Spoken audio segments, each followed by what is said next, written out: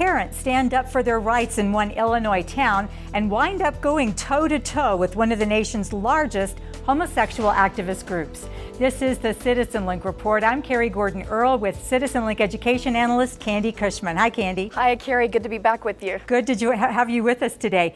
Candi, Erie, Illinois. It's a relatively small town, about 1,600 residents, yet it's become ground zero over some homosexual-themed curriculum that was proposed for their elementary school kids. We're talking about an elementary school that has about 200 students. What in the world is going on in Erie, Illinois? Well, you know, Carrie, this is actually one of the most encouraging stories that I think we've had recently for parents and concerned citizens that listen to us. I mean, like you said, this is a small town, 1,600 people max, and yet they have taken a principled stand on behalf of their schools and their kids. They have had tremendous pressure coming at them from homosexual activist groups, liberal media, nationwide, and yet they have been unswayed. They've taken a stance, and it's so refreshing to see that. And basically what happened is some parents saw an alert in a local school news flyer, and it basically said that there was a program being introduced that was created by GLSEN, the Gay, Lesbian, and Straight Education Network. And I know we've talked a lot about GLSEN on this program before, that it's one of the nation's largest homosexual activist groups that's focus is entirely on getting its messages into K through 12 public schools, and that those messages promote things like homosexuality and gay marriage and transgender behavior. But what's interesting about this case is what you mentioned, that it's an elementary school. But this elementary school is serving kids preschool to 4th grade. So we're talking about really young children here. But the good news is the parents went to their school board. We said, hey, they said, hey, this is a homosexual activist group. It doesn't really represent the approach we want to have to this issue. It's not really a balanced approach. It's not what we want for our kids and our community. And the school board listened to them and voted 5-2 to reject the GLSEN materials. And thus we now have all this national pressure being targeted at them. Well, when you talk about what's being taught to elementary school students, I think that catches people's ear, maybe even a little bit more than high school and junior high. So we're talking about young kids. What was in the curriculum that upset parents so much? Well, what's interesting about this is that this is one of GLSEN's newest programs that they've released. I think it was in January 2012 that they actually released it. So it's brand new, and it's a program for elementary level called Ready, Set, Respect. And I think some of the things that the parents found most concerning, for example, was just the basic general recommendation that the program had for educators to basically incorporate homosexual, themes about homosexual relationships, familiarizing and normalizing for children, things like gay marriage. Just to give one example, just to throw that out there. For example, they encourage teachers to really bring it into everyday classroom activities. For example, the example given is a math problem. Give them a math problem about a student and her 2 dads that go to a grocery store. And so it's just like, those parents really didn't want this brought into math class of all things, familiarizing them with gay marriage and same-sex relationships for such a young age group. This is an unsettled debate in our society, and so it really shouldn't be forced in their local school district if they're not comfortable with it. I'll just throw out one more example. Also, there's transgender behaviors being promoted. For example, the program encourages teachers to have activities for young kids like draw your favorite television or storybook character and basically depict them in clothing that's atypical for their gender. And the example given in the GLSEN program is Spider-Man wearing a tiara, Cinderella wearing armor.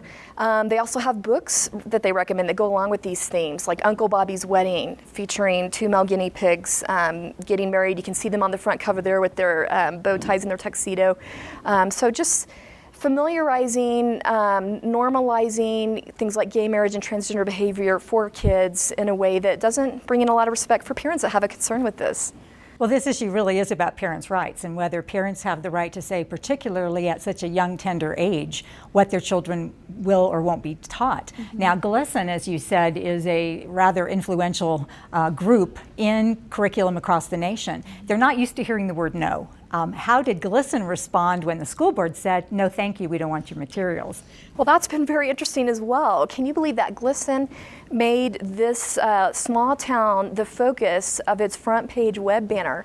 You can see on their website where it has Erie, Illinois, and it basically invites everyone to launch a national pressure campaign against this town.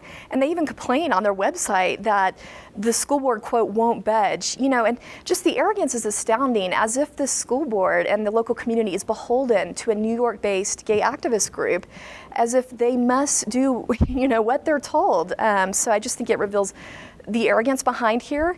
And you mentioned yourself that we're talking about an elementary school of maybe 200 kids, so I think it's a reasonable question to ask, who's the bully here? And Candi, the school board, the superintendent, the parents really should be applauded. This is a success story of adults standing up for elementary age students. And joining us now, Candi, is one of those parents from Erie, Illinois. This is Jason Norman. And Jason has a daughter who is going to be in the first grade next year at Erie Elementary School. He has been in his family has been in this community for more than 80 years, so you're deeply invested in this community. Jason, hi, thanks for joining us. Hello. It's good to have you. As you were hearing about this GLSEN material that was being proposed for the elementary school, what was your reaction to that? Why did this concern you as a dad? Yeah, at first we didn't know too much about it until we started researching who GLSEN was and what they're trying to do, and it quickly became apparent that they have an agenda, and a lot of times they cross the line in these materials to promote that agenda. Why did you decide to speak up? What part of your heart as a dad wanted to engage with this? Yeah, as parents, my wife and I really felt like it's important for us to be involved in our child's education, even in the public school. And so as we started thinking about what we could do, we just wanted to make sure that our children were being exposed to things that we agree with, and especially when it comes to sexuality, we wanted to be aware of that. Well, as you have a bit of a success story under your belt here now, what would you say to parents who may or may not be alert as to what's going on in their schools for them to engage as well? Yeah, I would just encourage them, if they find something that they find alarming or don't agree with, to speak up and talk to the guidance counselor or talk to the principal. And if they won't listen, go to their superintendent and go to the school board and find other parents around them who also, as they become aware, will be willing to speak up and join with you. That's what we found. Well, thank you. Thanks for being with us, and congratulations for taking a stand for the young ones among us, your children and others, and we'll be in touch as this story may continue. Thank you. Thank you. Bye, Jason.